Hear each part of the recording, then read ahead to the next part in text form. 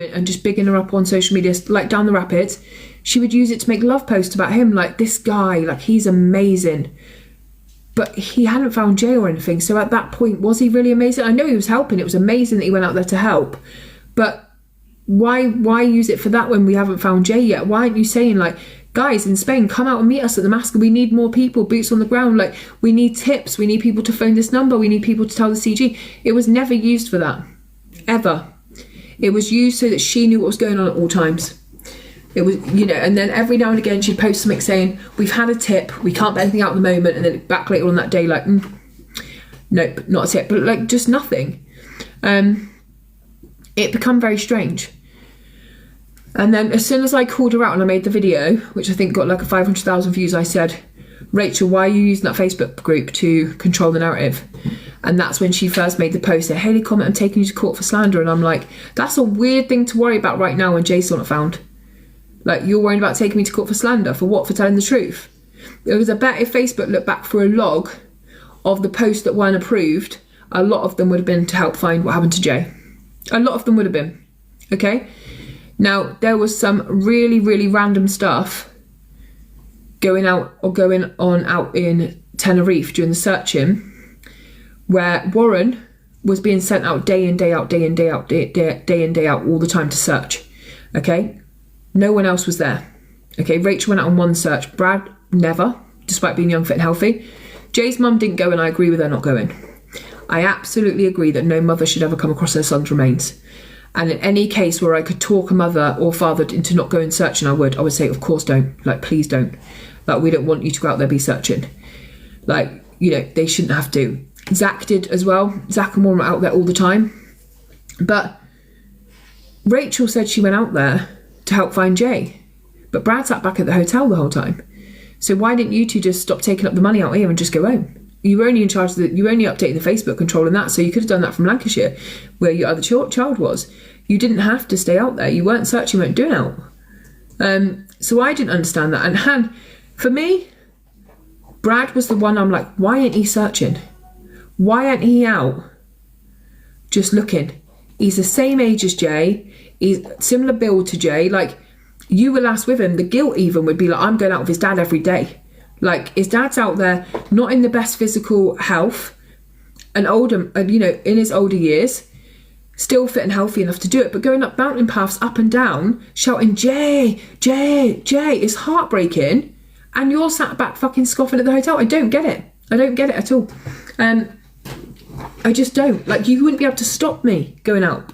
Especially when I'm taking up space in the hotel and I'm, you know, my expenses are being paid and everything else. Like, if I'm going to be there, like, go out and hand out posters, flyer stuff, do something. But you were doing nothing, and I don't care if people think I'm wrong for saying that. There was no excuse for him not to go out. So on the 20th of June, a GoFundMe page entitled "Get Jay Slater Home" it's launched to help raise money for his family while in Tenerife looking for him. On the 24th, which was a Monday, the family share a blurry image that says it's him on CCTV around 10 hours after he's reported missing. I do have that image, let me get it.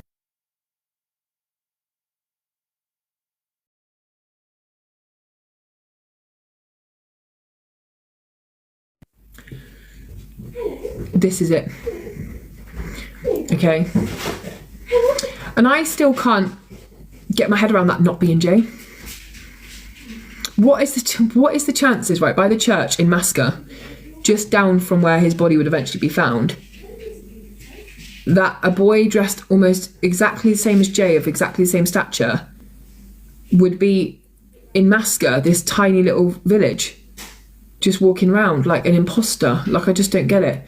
I'm going to do a quick, well, you can see the grey of the clothes, you can see the shorts, you can see the trainers. It's very similar. I'm just going to do a poll, because like I said, I'm not always going to be right. I can only see what you guys can see. If you think that is Jay, put a smiley face, and if you think no, that's definitely not Jay, put a crying face. I'm open to whatever you say. I'm not saying I'm always going to be right. This is my live, like, obviously my kind of what I kind of think, I guess. And if people don't respect it, obviously you can either stay and listen, or you can be like, oh, this is nonsense. It really isn't. I don't need to be right. I think the important leads are worth talking about.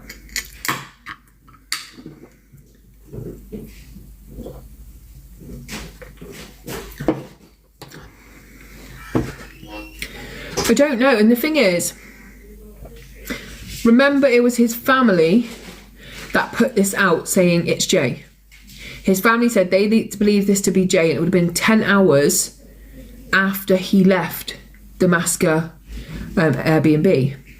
And it was in the Damascus kind of churchyard thing, which was where we also see the boy that looks a bit like Brad hiding behind the red container, if you remember, with what looks like a weapon in his hand. So this was around that spot. Now, if I remind you of this photo, let me get this one.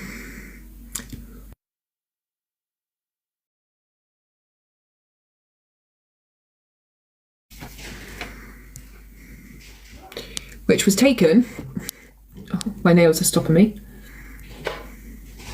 from the same area. Which says, spotted these males on today's time lapse at the church square. The location between the last reported sighting of Jay, Monday 6 p.m, with two men near a church looking worse for wear. Might be clutching at straws, but my main focus is they're wearing typical rave clothing, the neon orange shirt, which is very, very important in this case, I do believe. And we do see... Noise. What are you doing? I'm just in dog food for Cody's mum. Oh, okay. So if you remember on the pool party, Brandon had the orange t-shirt on, but that night with Jay Slater was another boy from the Salford area wearing an orange t-shirt, always stood around Jay. So let me zoom in to see if you can... It's not really clear.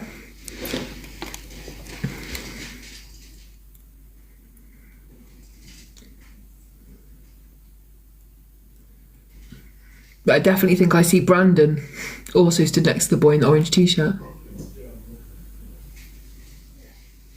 And the other one is just a bit too far out for me to really get a good kind of height or anything. Because, let me see on the bottom bit.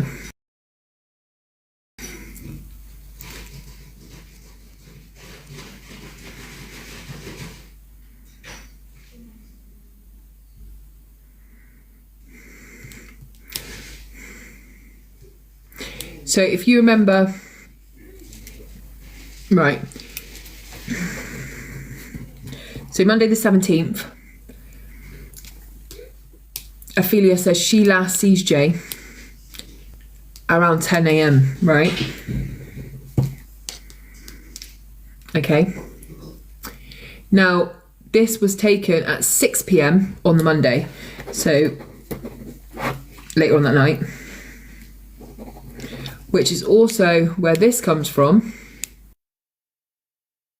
Hang on.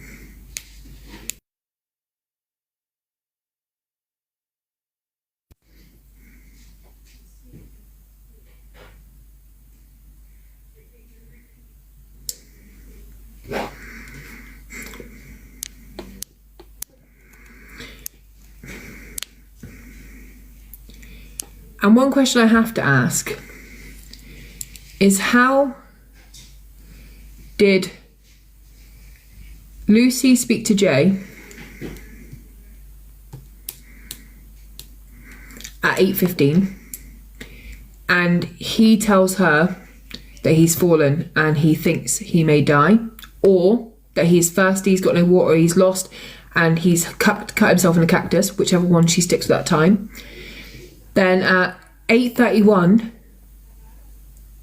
Brad speaks to Jay, and Jay's on video camera. He's stumbling out into the mountains. He falls, he hears him stumble, Jay laughs.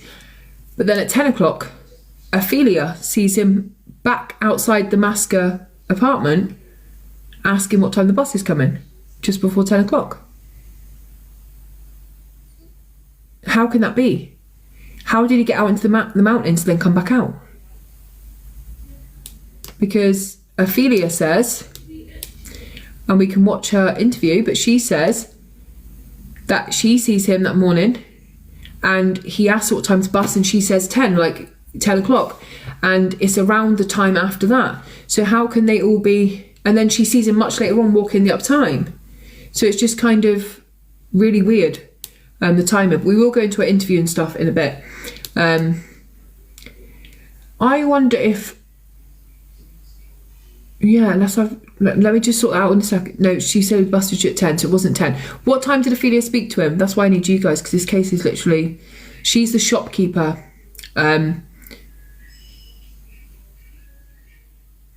But what I wonder is he running? I'll talk about that in a second. We'll go back to 8 a.m. Okay, so it was just before. Thank you. So she said 10, and he thought she meant in 10 minutes, and then she actually meant 10 o'clock. Okay, thank you. I need to realign myself with this case.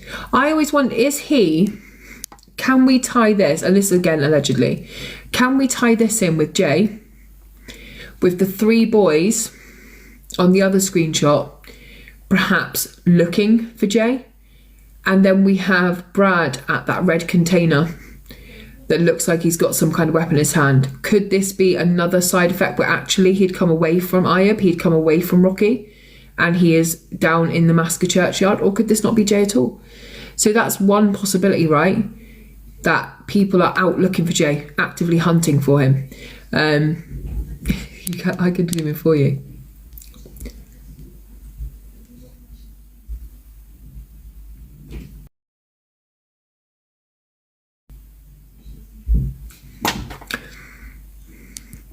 So that's just like a by thing of just like trying to make those little bits make sense together. Let me put up this picture of Jay again and we'll get back into the timeline. Yeah, we got that now, Dumbo.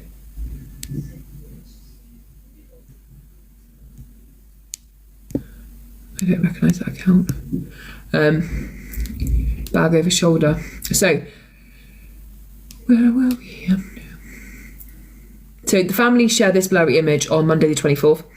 The construction firm PH Build, where Jay was an apprentice builder, said it's forced to delete a post appealing for information about him due to negative comments and conspiracy theories. The post read, "Jay's a valued member of our team. We stand by him. He's a 19-year-old lad missing in a foreign country. He needs back home where he belongs." Now, on the 25th of June, specialist search dogs are drafted in by the Civil Guard from Madrid to help with the search. And we're told that these, if you remember correctly when this all happened, we were told, like, okay, we're now bringing in the dogs from Madrid. Like, they're the dogs bollocks kind of thing. They're the good dogs. We're bringing them in. We're going to get them out searching. Again, they search the area and he is not found. I don't know, because I'm looking at that picture and I'm thinking, has he got something in his hand like that? But I'm not sure. And because it's blurred, I couldn't say one way or another. But it's down to what you see, isn't it? So on Thursday the 27th, Jay's mum asks if the family, she comes out and says the family have asked if they can withdraw some of the £36,000 the GoFundMe has already gained. I don't know if I can see something long out in front of him. I don't know, in his hand, held like this, but it could be a phone. So on Friday the 28th of June, we get Jay's friend Brad's TV interview. He says he video called Jay after it went missing and saw him fall down a hill slightly. He described seeing him gone over a little bit, not a big drop, but a tiny little drop. No, I'm fine, user, thank you.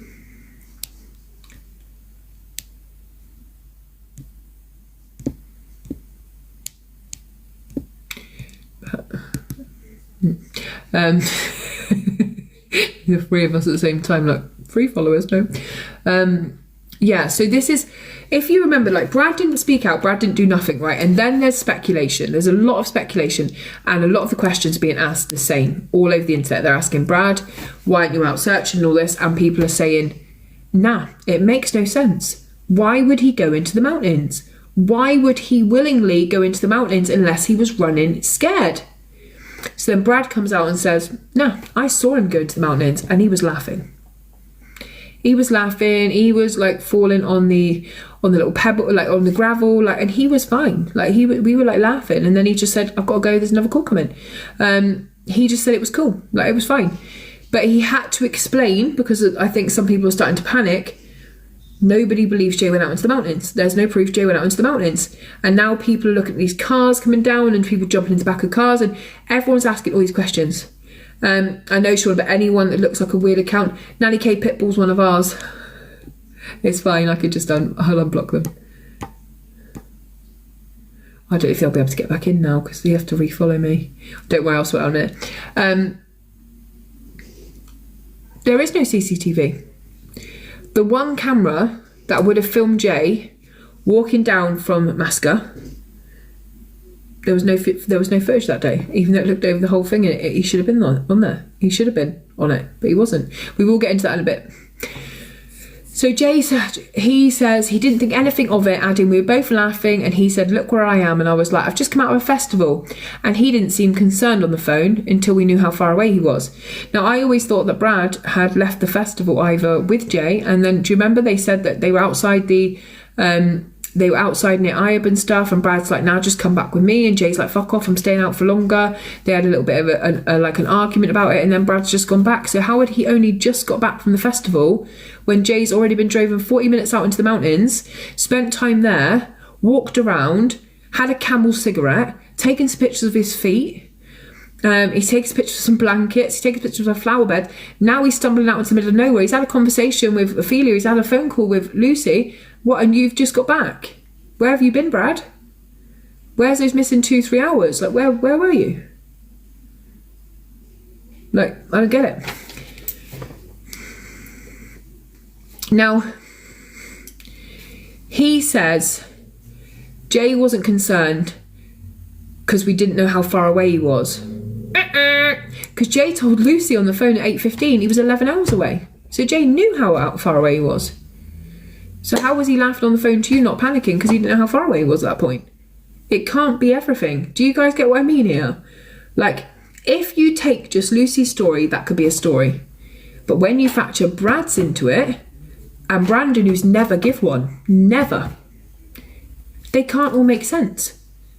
Now, there's only a couple of key points here for that morning because there wasn't overly a lot going on from their point of view.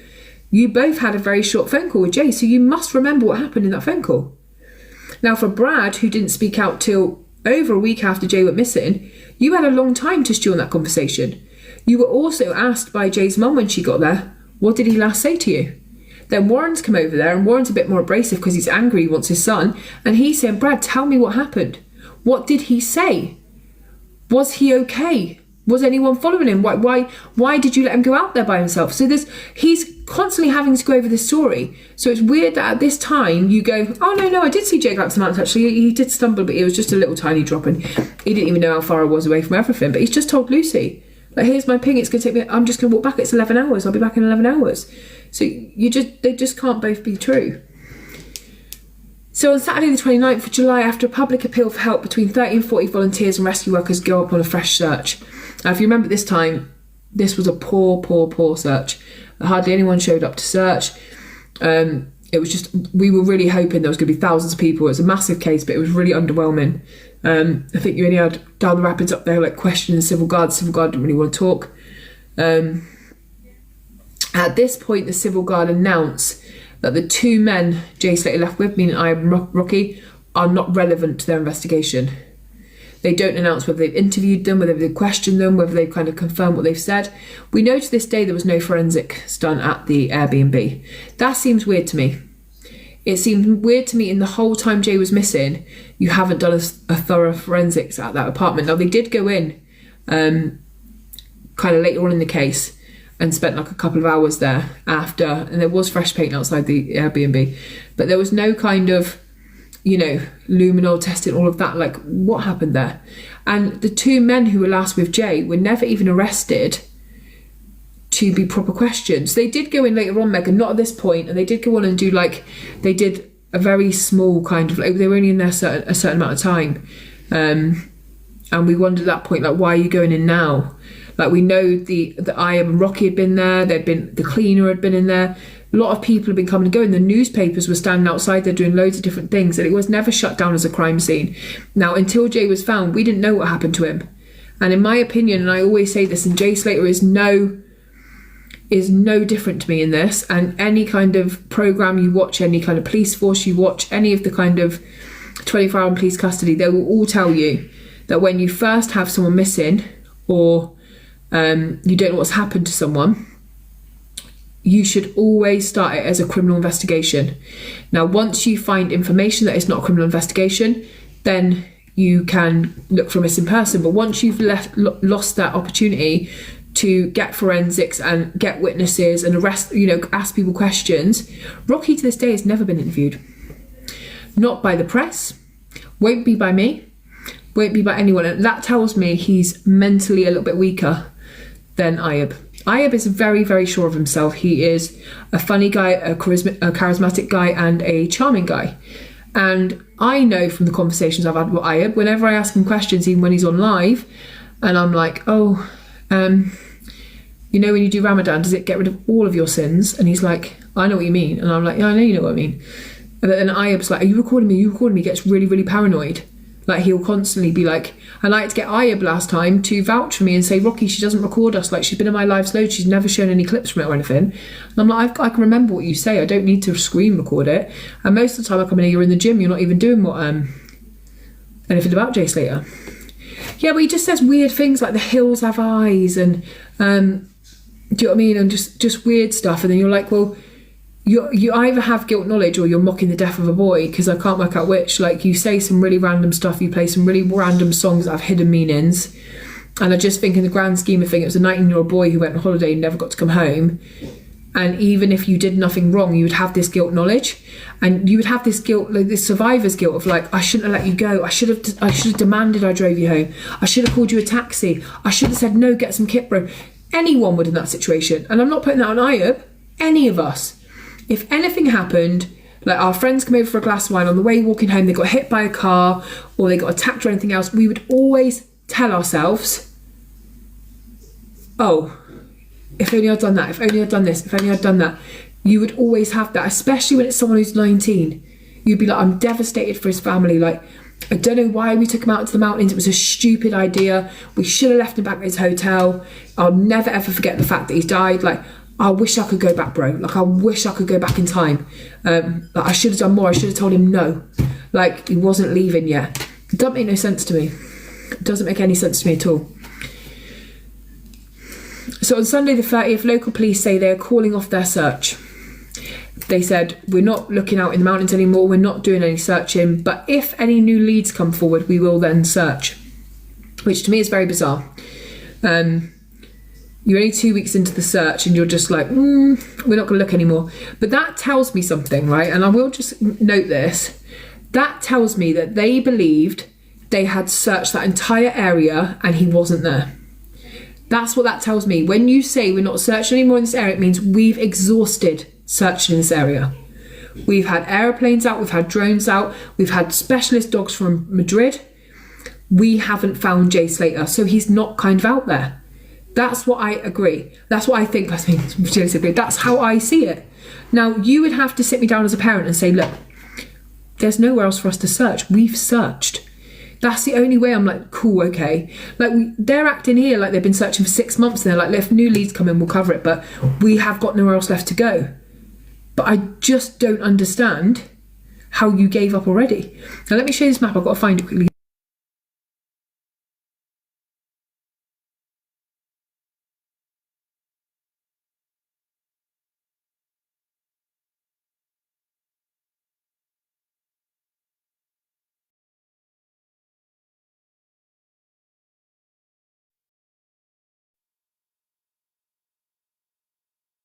All the dates, what parts of the mountains were searched by the police. Okay.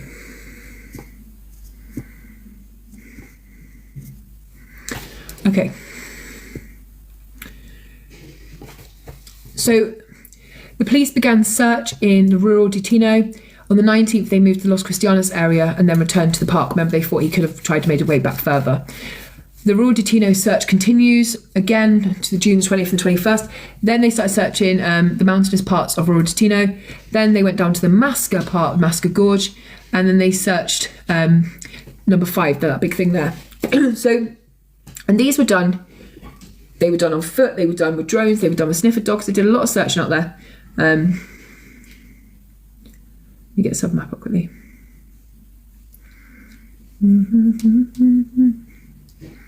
Okay, I want to get that bit there. So in regards to this map, the area where Jay would have been found was searched. And I believe if you look at the map, it comes up in the number 5 part of that search. And they said they searched it. They said they cleared that area. So how did you not see Jay Slater there? Now, we know for a fact that neighbours said in the newspaper, the neighbours said, well, normally, even if we have a dead fox out there or a dead bird, we get the vultures. We've had nothing. We've had no vultures. So they said, we don't believe he's out there. And that was while he was still missing. And they said, now we know when there's something out there. And my husband before us said, something's out there. And we've gone and we found the remains. Because they live in a very clear area that's very expansive and you can see everything. Now, I don't understand how you had a dead body out there for 29 days and there was no foraging of his body. There was no, in the heat, there was no smell of decomp. There was no dogs picking up on his scent. There was no kind of like, there's something down there and there's clothes laying next to his body. It doesn't make any sense to me. And then if you're telling me that that happened, then like we need to write off those search dogs because they ain't finding nothing. Like he had been there in the heat. There was no vultures. There was no nothing. Like in an area like this, especially this close to the sea, there should have been definite ways of telling that he was there. I just don't understand it. None of it makes sense. And the more I look into the case again, like I wrote it off for so long because it was so stressful. I'm just like, why aren't people seeing this? Like, why can't people see these questions need to be answered in order to make it make sense? Like, why doesn't Jay deserve his full story to be told? And if there was an accident and he fled out of somewhere and he was in a panic and it was drug induced, why aren't people just being like, this was my last phone call with him? Like, honestly, he was off his head. He wasn't talking any fucking sense. He had 1% battery. I think I heard him fall. And then we're just like, okay, cool. Like, it's really tragic what happened. Let's start talking about raving and kids staying together and drinking enough water and not getting too fucked in a foreign country. Let's start learning the lessons so there's not another Jay Slater. But no, you just want to make it go away. And this, when we get into some of the other stuff that's happened in this case, you're like, if for people that don't know it, you're going to be like, what? They said what? What happened? Because you've never had the same story twice. Brandon, for instance, and one of the most vocal, friendly guy who, thank you, man, thanks, Teresa, who was always kind of on the scene, always around people at IAB. Like, as soon as Jay Slater went missing, his mum's doing an interview saying, my son's being bullied and he feels really sad, leave him alone. Like, Brandon, who's like literally always partying, always joking, like a bit of a tough lad, all of a sudden he can't even talk, he just disappears. And I've always thought to myself, the one person that's disappearing is the one person who has the most answers. Like, why can't anyone speak to Brandon? He was literally like an alien. He was picked up out of the thing and moved away from it. And we all talked about Brad. We all talked about Lucy. Everyone messaged Lucy and accused her. Remember Ayub? What did Ayub say? The first time he came live on TikTok, he said, I'll answer any questions about anything, but I won't talk about Brandon. That is what he said. He 100% said, I will talk about anyone, but I will not talk about Brandon. And I was like, huh? Made no sense to me. And the last person to speak to Jay. So on Sunday the 6th of July, we have the civil guard say the Slater family can employ their own search teams after a row over Lancashire police getting involved or not getting involved. Now, if you remember, in the beginning of the case, Lancashire police offered to help and they were told, no, we've got this, by the civil guard. Then around the 6th of July, they said, yeah, they can come over. And Lancashire police like, we ain't coming over now. Like, you've said you've cleared the area. We're no good now. So on Monday the 15th, the civil guard issued a statement saying they have just found human remains on the day that the search team come to search. So the search team arrive, they've got their dogs, they've come over, it's cost like a substantial amount of money from the GoFundMe to get them over there. They're supposed to be the best of the best. The moment they're due to go and search, they're asked to take a small break, with maps and everything, we've got them ready for the area, and civil guard are like, we're just going to quickly head out, and they find the body. And it's like, no, you gave up 14 days ago. Why are you out there that morning? You said you weren't going to search anymore, so they've got this private search team in. Now you're out there finding his body. I don't get it. Don't get it. So he said the Mountain Rescue and Intervention Group of the Civil Guard has located the lifeless body of a young man in the Mascot area after 29 days of constant searching. You weren't out there searching. And if you remember at this point, the Civil Guard said, we were always searching, but because of media, we just said we weren't. And we were like, we've been watching the massive cams at all time. You ain't been searching nothing. Like, we're watching every helicopter, every car. We're all watching it at live time going, who's that car? Why are they looking there? Why are they getting out? We were obsessed with it at this point, and we know there's nothing out there. And the neighbours are saying there's no more helicopters, no more nothing. We also at Down the Rapids doing live updates saying there's nothing here. Hey Maya, are you okay? Maya's one of ours, guys, please don't block her. So they say, given the complexity of the case, the discovery has been possible thanks to the incessant and discreet search carried by the Civil Guard during these 29 days. So apparently they were doing discreet searches, and that's why we did not see it. Invisible searching out on the Alaska Mountains that obviously is so vast you can spot them a mile off anyone out there. All evidence indicates that it's been the young British man who's been missing since June the 17th. Now we're going to go into that more from like the live, as they were live updating us about the clothes and everything, because they kind of changed the story a bit later on, and I think it's interesting to see what they were putting out at that time. On Tuesday 16th of July, a court spokesperson in Tenerife said fingerprints examined in post-mortem had confirmed it was the body of Jay Slater, which I find a little bit hard to believe. Given the state of decomp, I don't think he would have had fingerprints left to even rehydrate, I don't think. So, first of all, I want you to look at this picture. Which was the live discovery of Jay Slater, and tell me what you see. I just want you to tell me what you see. I don't want to tell you what I see, because I want you guys to tell me what you see, because I don't know if I have looked into this case so long that my mind is playing tricks on me, but I just want you to tell me what you see in the picture. Give me a second.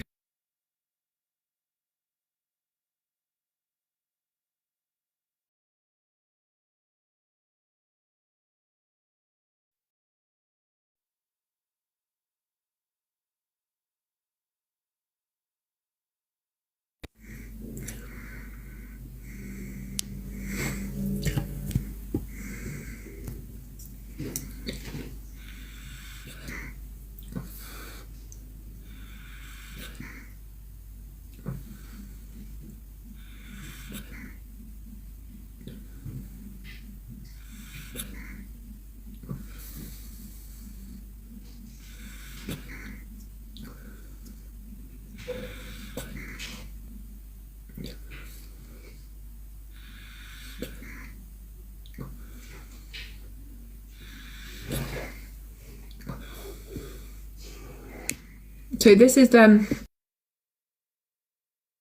So I've got two. No, this was the day that this was the day that they did the airlift.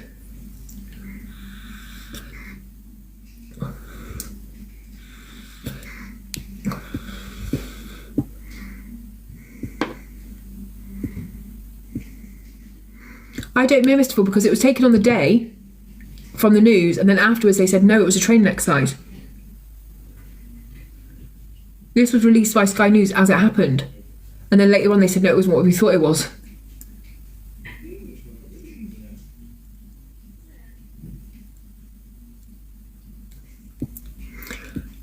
How do you know though, Kat? How do you know that he was?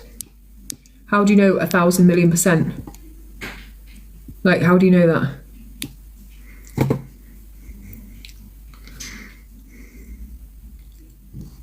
That's why I'm asking you guys what you see, because I don't know what I see from that picture. Straps on both trousers. Person does have firefighter trousers on. Let me that's good. Okay, thank you guys, because I literally, it's, you know, one of those things where we all look at a picture and everyone sees something completely different, and I literally have looked at it that long. I'm like, can I see his face? Can I see this? I just want to know how Kat knows.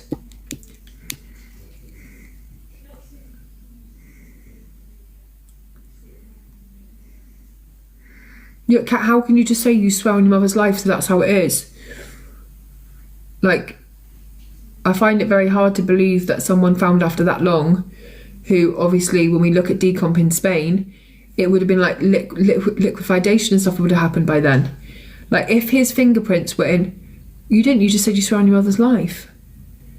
If, like, for instance, right, Warren Slater asked to identify Jay by his scar on his leg, right? And they said no. Because of the state of decomp, he would not be able to even view his leg. So how was all his fingerprints purely intact? What? How would her brother-in-law know? That's what I mean.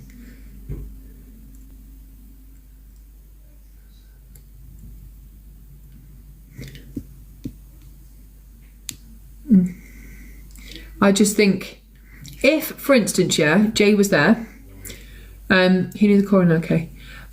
If, for instance, Jay was still fine, yeah, and decomp wasn't horrific, why didn't they just let his dad have a look at his leg to view it was Jay Slater? If you can have, if you can just get the fingerprints or even, you know, rehydrate them, why couldn't you just quickly have a look at his leg? I don't understand. We talk about in the Spanish heat as well, Kirsty. We talk about in the Spanish heat, laying on a rock. I just don't know. I just don't get it. I think even if the coroner says we did it by fingerprints, I'd still be like, well, how? How have you done that? Why can't his family just view his leg then? If he was purely intact and he wasn't, the decomp wasn't that bad, why don't you just let him say goodbye then? Why, like Warren kept saying, the only way I'll believe it's him is if I can see the scar on his leg. So why don't you just let him look at his leg? Yeah. 100% so. 100%. There'd be bug activity, animal activity. There'd be all sorts going on in a Spanish heat. Unless he wasn't there, as long as what they're saying is, then you absolutely could have taken DNA off his finger. You could have fingerprinted him.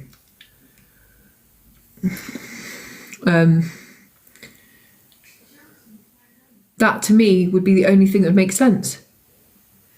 Like if you absolutely could just see his fingerprints, his hands were still intact, he hadn't been there as long, because it just couldn't have been.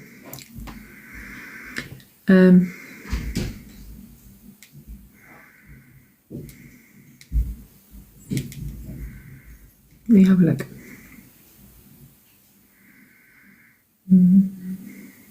What's that? Let me just see this. Oh no, that's not what I wanted to see.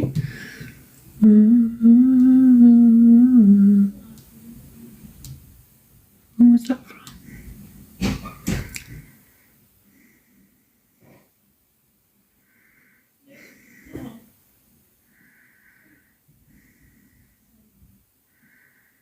Okay, so let me just, I'm going to say this, right? After 29 days, this is not in heat, okay? This is just normally, right? So a body found outside.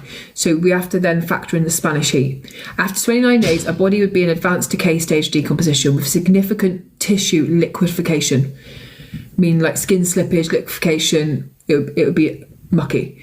And the body would likely be in a state of skeletonization and most likely only skeletal remains left. And then we factor into the heat. So how, if he'd been there for 29 days and then we factor in heat, how are we taking his fingerprints off a body that would have been mummified or skeletal? I don't understand it. It's too many questions. So advanced decay, which is 29 plus days. Soft tissue, including organs and muscles, have largely broken down into a dark semi-fluid state. The body is primarily composed of pure bone, and insect activity would be high. Maggots, beetles, etc. The odour associated with decomposition would be strong and perverse due to the fact that it's out in the heat. So you would also have the dogs would have picked him up straight away.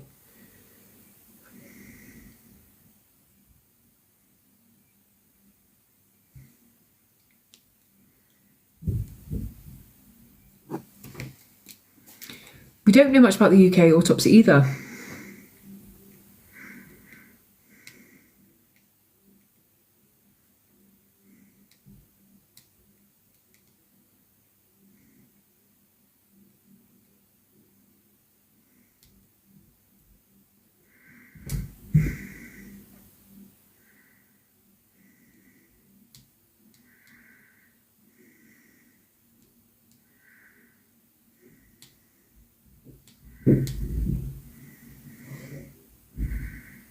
Who wants to look at this?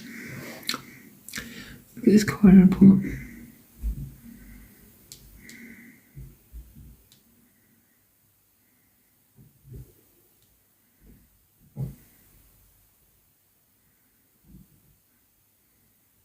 So this is the only way after 29 days a body can be fingerprinted is if the skin on the fingers is in good enough condition in order to do so, or even to kind of do anything with them.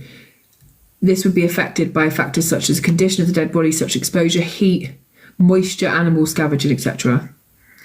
I just don't see it. I really just don't see it. Now, just because that's what a coroner said, like, oh yeah, we you know, if they were told even over here, for instance, Dr. Adley or whatever was told, oh, now he was identified out in Spain by his fingerprints, there's a lot of questions. I just don't always believe what people put out there. I just cannot see a way for that to be true. And if it is true, I don't think he can be there as long as he was supposed to have been there. That's just personally my thoughts and feelings on it. So let me have a look at, I'm going to go back to the day that we found out that Jay had passed and they had found him. Can you stop doing the capitals and stuff? It's still possible to get finger. Cat, you can only rehydrate fingertips if they have skin left. That's what I'm saying to you. Like, you can have your opinion, but if he's skeleton after advanced decomp, they can't make up skin. So I'm saying they can't rehydrate something that's not there to be rehydrated. And we're talking about the Spanish heat, where he's been for 29 days. Now, I'm not trying to prove you wrong. I'm trying to say, I don't know if I can believe that he was purely identified from his fingerprints. Why didn't they go for his teeth? Why didn't they go for bone marrow DNA if he was skeletonized? Why would you go for fingerprints or do that? It doesn't make sense. And I've seen a lot of autopsy reports, like Ellen Greenberg, where they say to us, it's not murder, she stabbed herself. She's stabbed about 100 times in the back of her head. And you look at it and you go, the coroner's wrong. The coroner's wrong. Look at the smiley face killers. They said, oh no, it's just a little bit of GHB. It was just an amount to, and then they're like, nah, look at the marks on his neck. Look at the shoe print on his head. All of those things. So we have to look at everything. Do you know what I mean? I'm not saying you're lying. Simon could have told you that. I don't know Simon. But it doesn't mean that Simon's right, or the doctor that said it hasn't got a reason to make it go away. That's what I'm just saying. It doesn't mean that I don't believe Simon. Right, so I just want to get into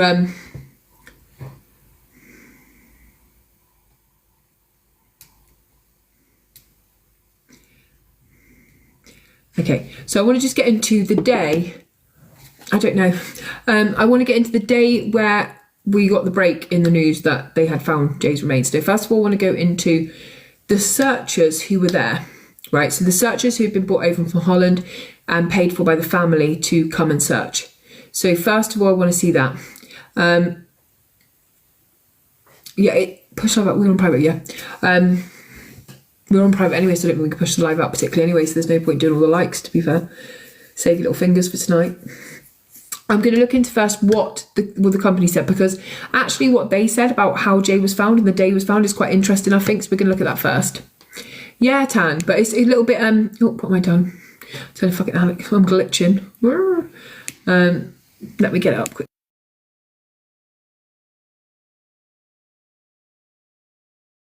Okay.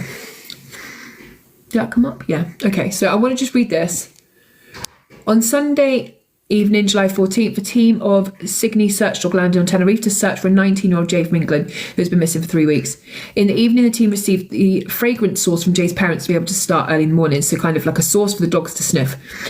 In the evening, they got that. The team with the dogs picked up Jay's tracks at the Airbnb he had left and in the valley where the last phone call was, just before the phone ran empty. By noon, the dogs were resting to avoid high temperatures. During that break, the message came in that a body had been found. Where was still unclear. So the searchers, hey Michael, hey everyone, thank you for the gifts, guys. So the searchers had come out to search. They'd gone from the Airbnb down to the Masker Mountain. They got to the last phone ping, and from what we later find out, the civil guard is like, you need to go and just rest for a bit. We'll get the maps for you of the area on the mountain that you can search that we haven't searched yet.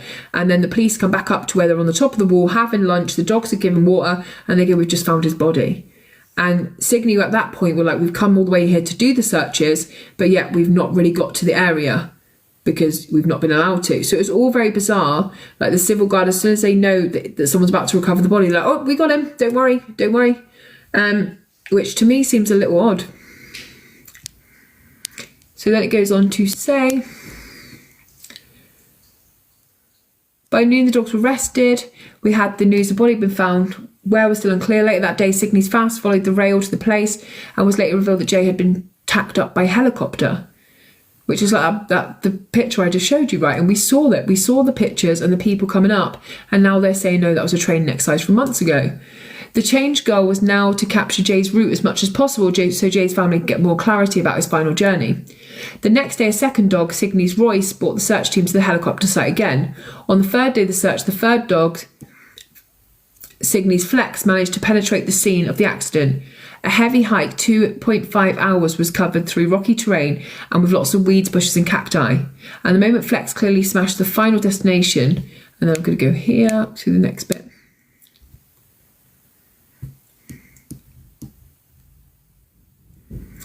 The area in the road where we checked by the national drone team. So that area had already been checked by the drone. The steep descent down was spared for the team because the drone captured the endpoint. The drone captured the endpoint 20 metres away from them.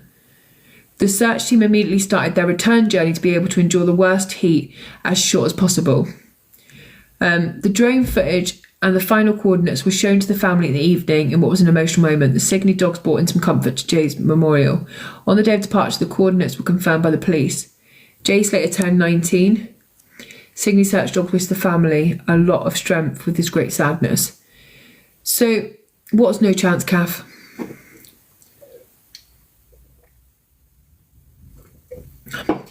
It makes you wonder, doesn't it? If Jay had spoke, I think it glitches sometimes when I change the picture.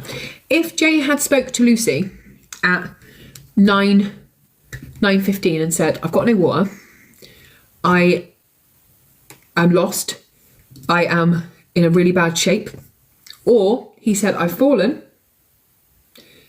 I think I'm going to die, at 9:15, how did he make it another 2.5 hours through an absolute horrific hike, cactuses, bramble, that the Signey team took 2.5 hours to do in the worst heat possible, they say, 8:15. So how did he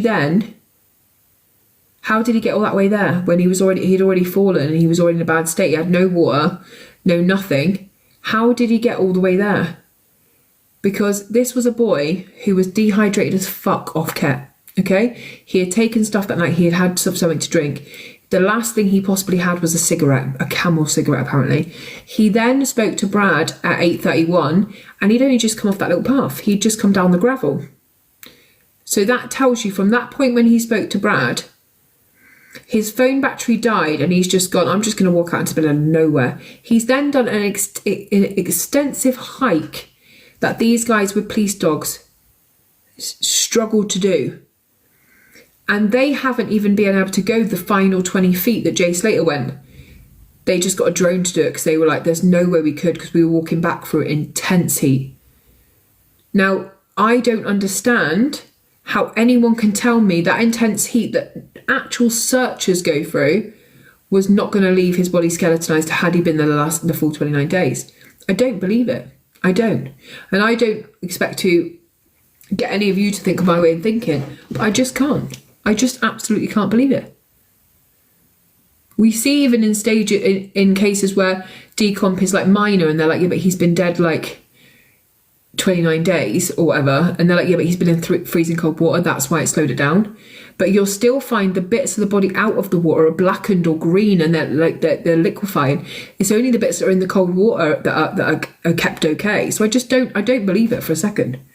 And that, I'm not really a conspiracy type person, but part of you has to question, like, did you find Jay?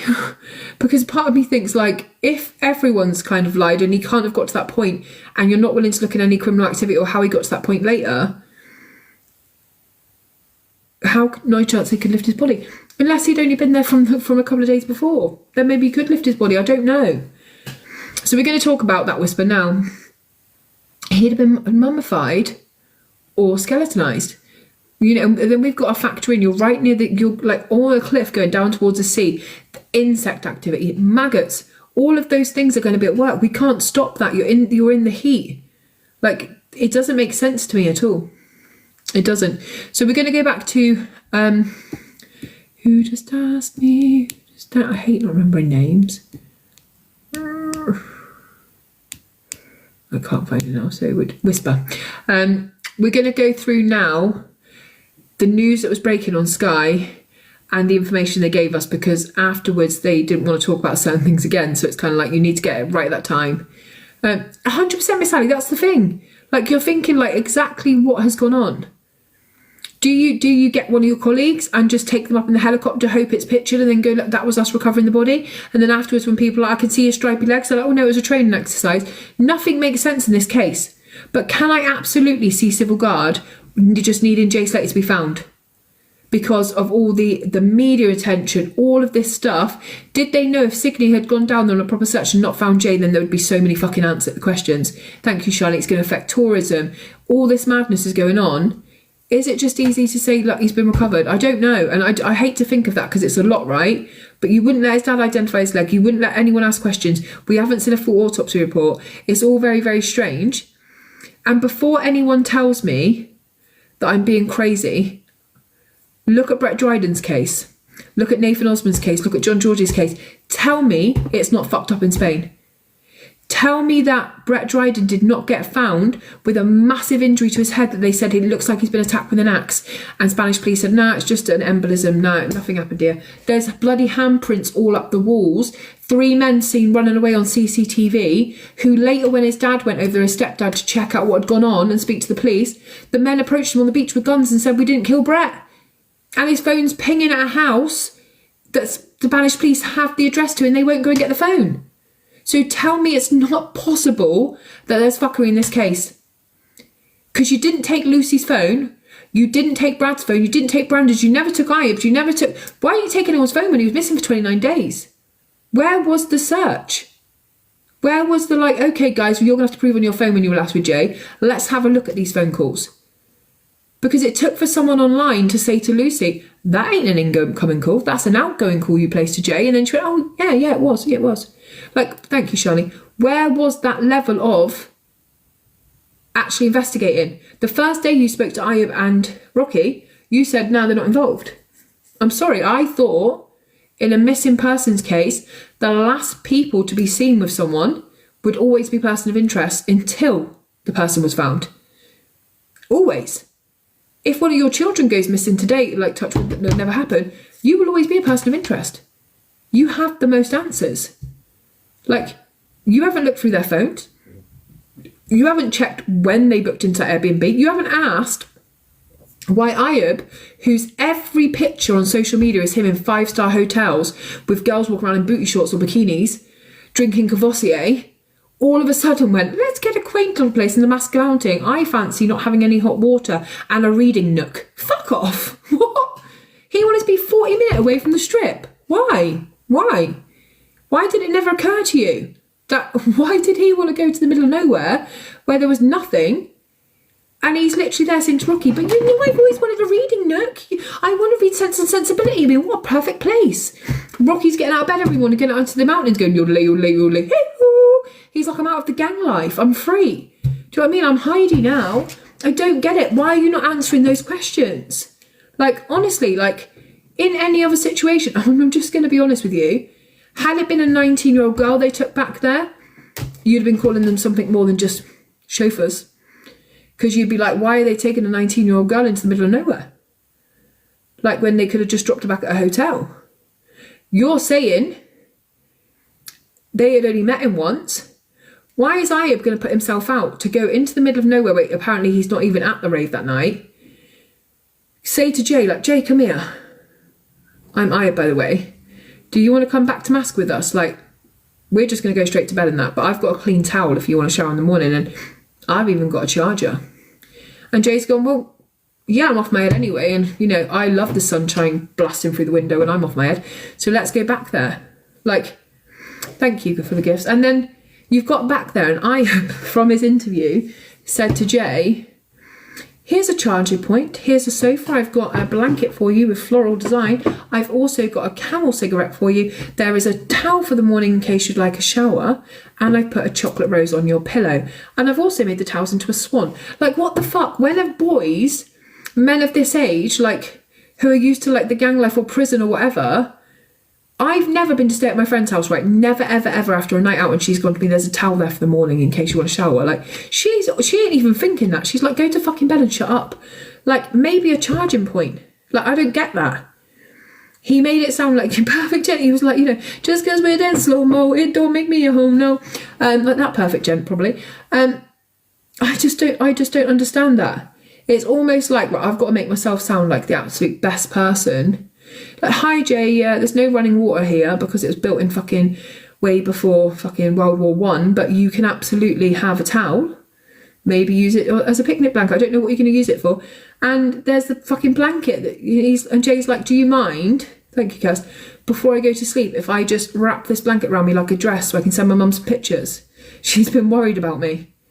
And she's going to feel much better if I'm in the middle of nowhere with two men double my age and they're making me wear a blanket as a dress. I don't understand that. And likewise, when have you ever gone on holiday, even at 19 when you're a bit young, dumb and full of alcohol, and you're gonna send your picture, or your mum a picture of just like you from here downwards, like wearing some kind of floral blanket? Like, even now when I'm sat at home, like, I'm not just gonna go like this and then just send my mum a picture like that. Because she'd go, what the fuck is wrong with you? Like, it's not funny, Maria. It's not funny at all. But if you literally, when you actually, obviously, it is funny when you think about it. It's funny the level of information they went into to make it seem really normal when it wasn't. Now, the only, so the last picture, let me put a picture up of it. Oh no, wow, it's that cake. It's the cake. It's the cake. Stop sending me cakes. It's this picture.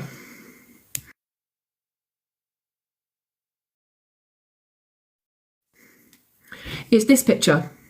The picture that we have talked about extensively in the case. The most famous picture in this whole case.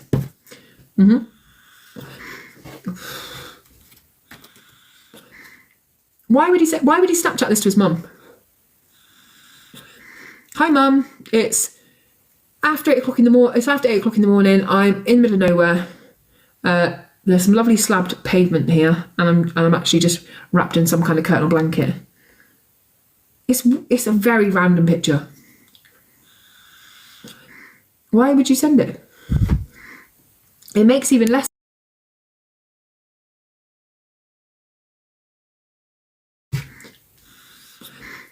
When this is the blanket from Lucy's hotel.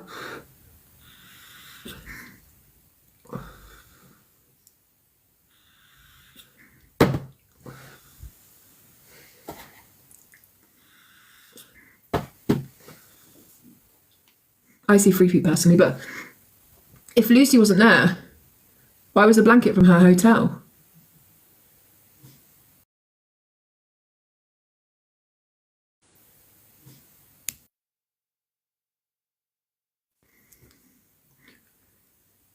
It's the same blankets they have randomly at the Pension Player.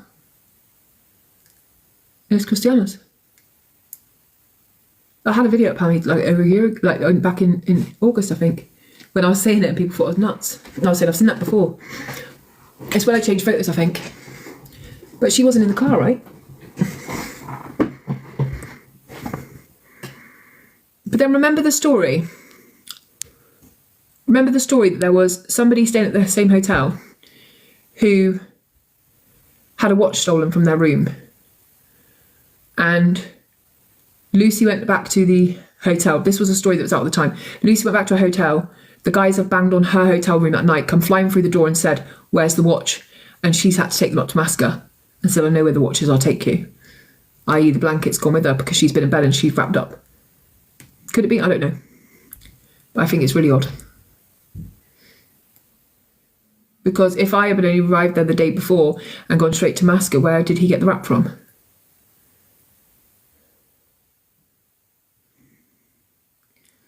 So let's go back to the day the breaking news come in, because this is really important.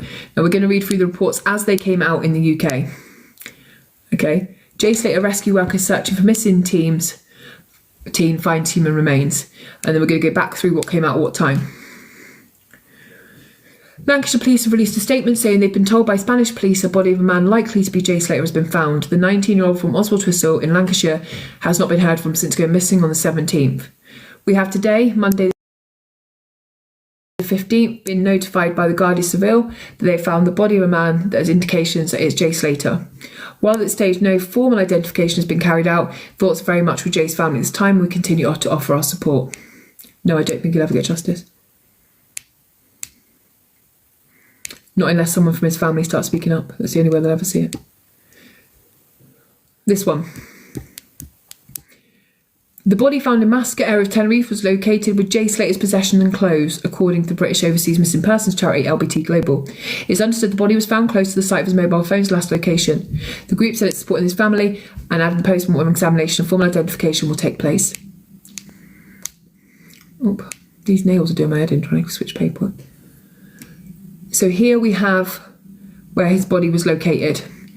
Down the Masca bit in section 5 that I showed you before, that had already been searched by dogs and drones and everything else. He was found down like one of the crevices going downwards.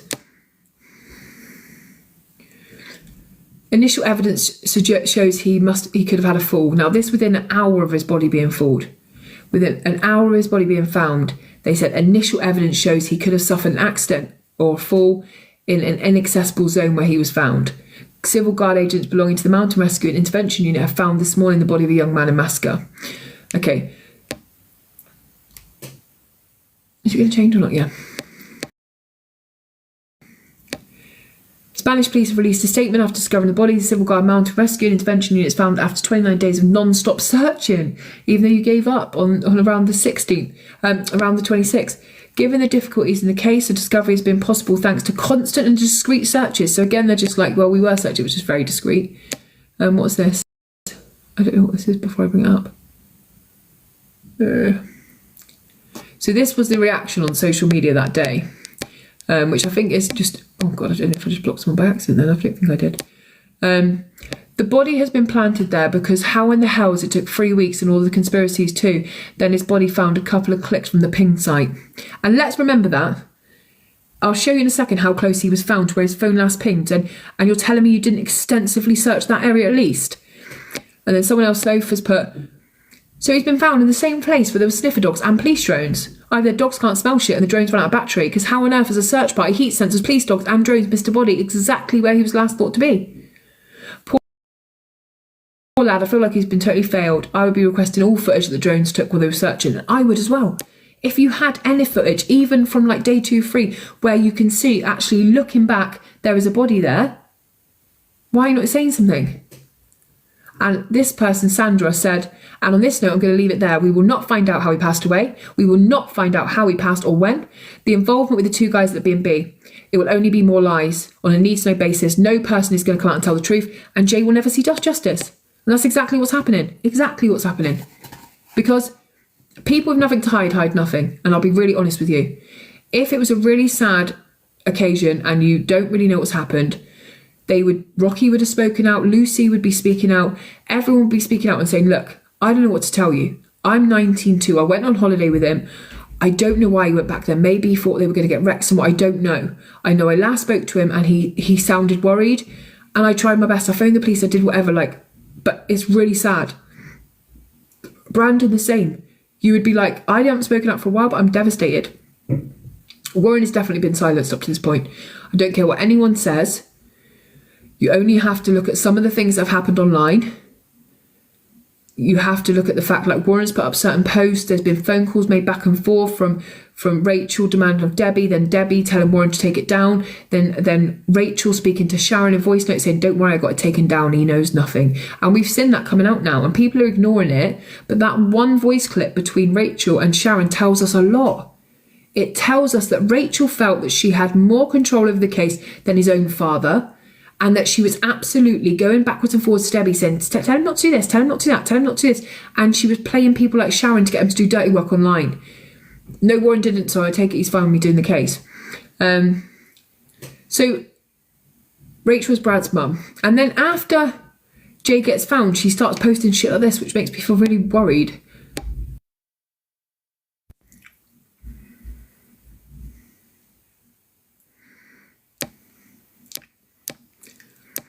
I've got you, son. No matter what, I've got you, sweetheart. Mum loves you endlessly. About endless amounts, that's supposed to be. Me and Lottie will protect you. Remember, Jay will always be protecting you. Why are you saying that shit? Protect him from what? Like, yeah, you'll support him. Yeah, you'll be there for him. Yeah, you'll be there to wipe away his tears. What are you protecting him from? Because whatever it is, you started with that Facebook page. You started protecting him, even though it meant Jay wasn't found for weeks. What were you protecting him from?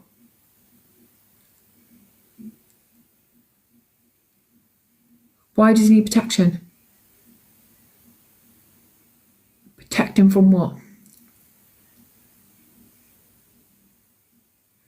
I think it's a really odd post to put up, given the speculation online already.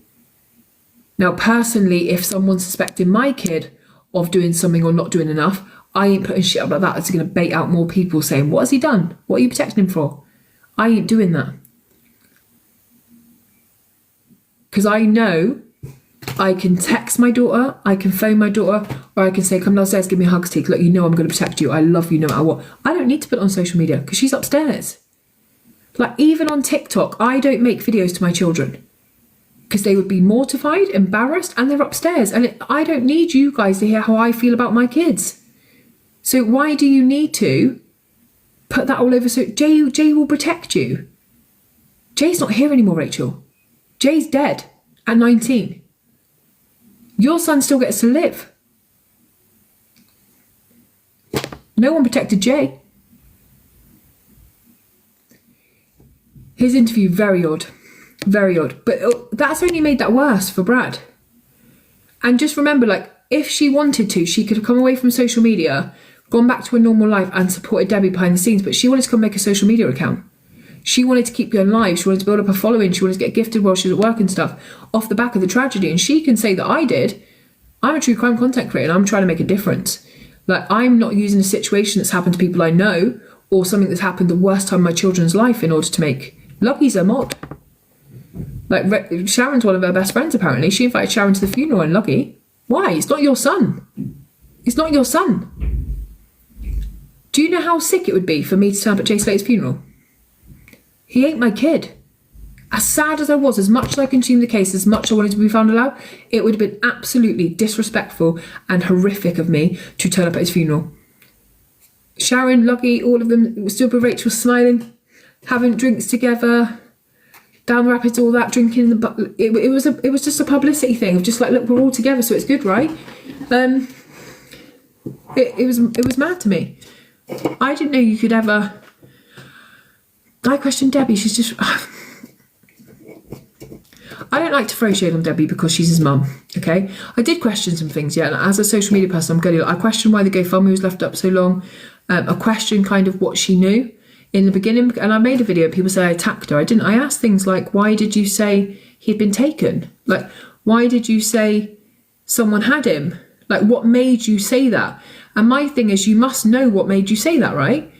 Now, if I get a phone call from my daughter's friend saying she's been kidnapped, I'm going to be like, well, that's why I've said it.